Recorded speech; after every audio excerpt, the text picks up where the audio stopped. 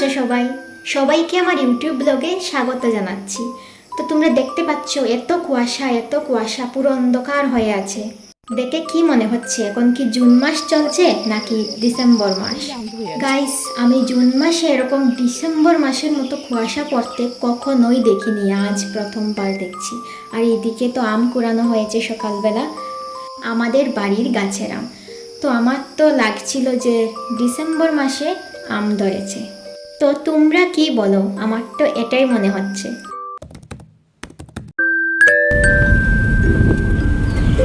তো তারপরে বিকালবেলা ছিল আমার এক্সাম, আর এক্সাম থেকে বেরিয়ে যাওয়ার পথে আমি ক্লিপ তুলে নিয়েছিলাম।